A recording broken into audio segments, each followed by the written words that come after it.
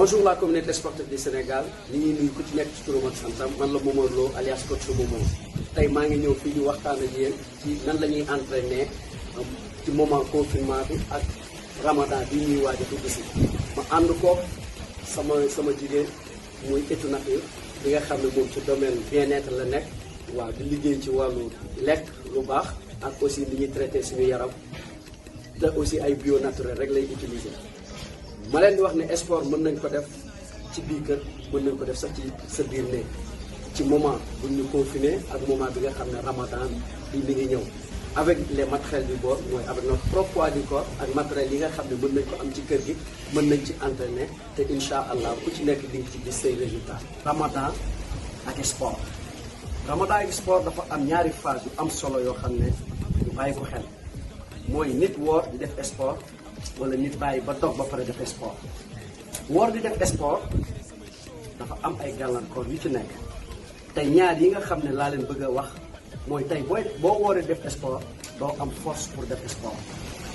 deuxième conséquence bi mu am mooy tey mën nga ci jële hypoglycémie ku ko dégg mooy faible taux de sucre la principale source d'énergie du corps kon ñaari gàllankoor yooyu moo am ci nit koo xam ne ñu ngi woor def sport mais nag ci processus lipolyse nga koy amee kon gars yi ñu bàyyi ko xel xam ne daal woor def sport am na jafe-jafe.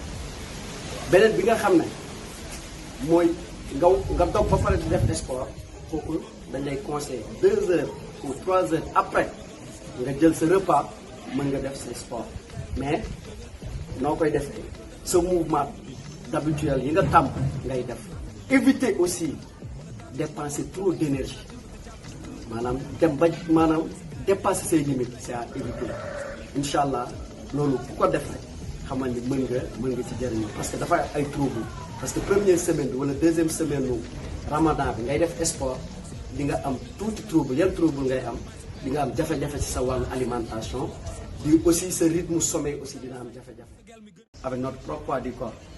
yeneen yi nga xam ne matériel yi ñu soxla tam am ci biir kër yi gis nga bouteille 1 litre 50 bi mën nañ ci liggéey mën nañ ci def renforcement mën nañ ci def cardio.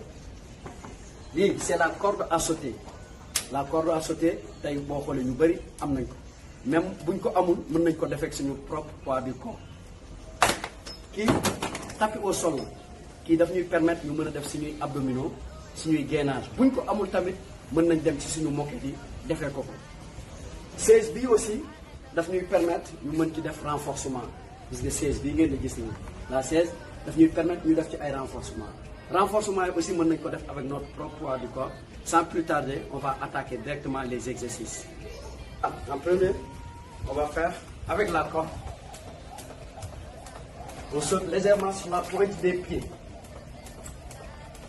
On peut faire 20 répétitions stop. Maintenant on peut le faire sans la corde. Là, le fait de sauter, la corde. Il y a 2 options. Là, c'est l'option aussi facile. On peut faire ça. Faire le jumping jack avec la bouteille d'eau. Ok. Là, on combine le haut et le bas. Vous avez vu? On ouvre, on ferme sur la pointe des pieds. Ça travaille bien le cœur et aussi ça travaille le haut du corps, les bras. On a fini avec les exercices de cardio. Maintenant, on va passer au renforcement. Avec la 16, on va travailler le squat. Le squat, mouvement là, ça travaille les jambes et les fessiers. Je vais vous montrer la bonne posture. On va essayer de toucher la 16, toujours les genoux. On ouvre bien, poitrine haute.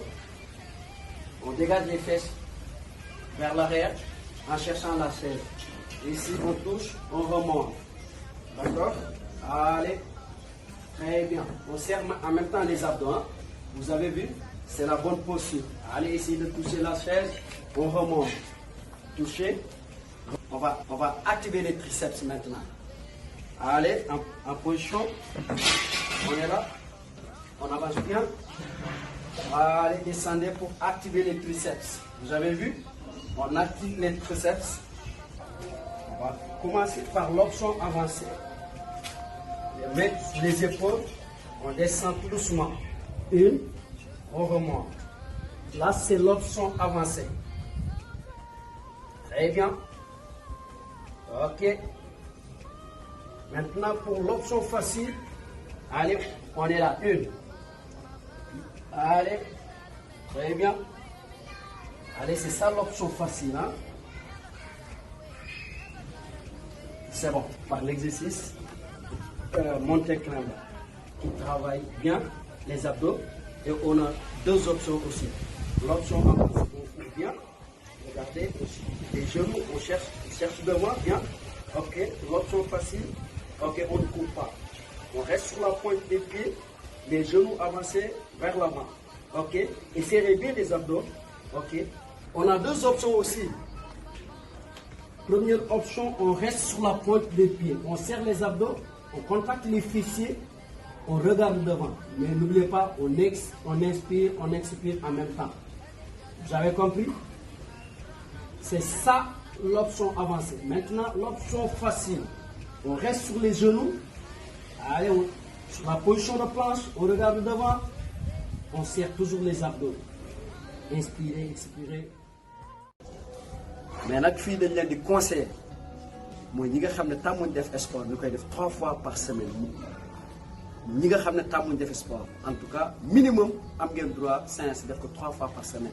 ñi nga xam ne nag dañoo tàmm sport bëggee sport te aussi minimum maanaam 3 fois par semaine dañ ko xeeb mën nañ def du lundi au vendredi et gars yi ngeen di noppalu yaram dañ koy noppal le week-end samedi ak dimanche ngeen def repos total pour revenir en forme la semaine prochaine. En tout cas, li mu nekkoon conseil yi ma leen di jox minimum pour les entraînements on fera 3 fois par semaine maximum gars yi def leen du lundi au vendredi ngeen reposer le week-end. te aussi nag dafa am loo xam dafa am solo mooy ndox saa bu ngeen di def séance day leen indi seen bouteille d'eau à côté de vous parce que da ngeen koy soxla ndox moo am solo moom mooy loo xam ne da koy soxla avant la séance pendant la séance et après la séance daf leen di jàppale si seen entraînement. jarul ngeen di naan lu bëri mu leen di sonal mais il faut toujours gorger pour mën a continuer seen séance encore une fois loolu moo nekkoon conseil bi leen coach mu moo doon wax parce que tenue dafa am solo gis ngeen tenue boo ko solee sax da ngay am envie entraîner sur ce maa ngi leen di conseiller day leen wut tenue yu rafet yoo xam ne dina yem seen yaram du leen tere ngeen def seen exercice correctement dàll yi tamit dafa am solo foog ngeen wut dàll yoo xam ne dina mën a amortir choc yi parce que des fois boo jëlee dàll yoo xam ne dafa wow maanaam sa genou yi lay jàpp mën na ko métti kon dàll yi ngeen di yor na doon dàll boo xam ne day am épaisseur carrément gis ngeen ko nooy nepp pour mën a amortir choc yi parce que bu ngeen di def ay corde à sauter ay jumping jàpp yooyu yëpp da ngeen di bu ngeen xoolee da ngeen di dal ci suuf kon foog ngeen am dàll yoo xam ne dina mën a amortir choc yi ba du ngeen am ay blessures au niveau des genoux au niveau des lombaires en tout cas loolu moo nekkoon conseil bi ma leen di jox ci wàllu tenue bi. tenue yi tamit ku amul tenue boo contacter coach Momo mu wutal la tenue wutal la ay dàll parce que coach Momo moom il est partout. on touche du bois en tout cas lépp lu may def pour jàppale nit ñi ñu def sport matériel sport ku ko bëgg te amoo ko rek boo woowee coach moom dina la ko livrer ngeen toog seen kër ngeen commandé aussi ngeen woote ci numéro yi am naa ko 77 415 78 17 77 415 78 17 wala 76 644 77 19 76 644 77 19 peace and love la communauté sportive du Sénégal.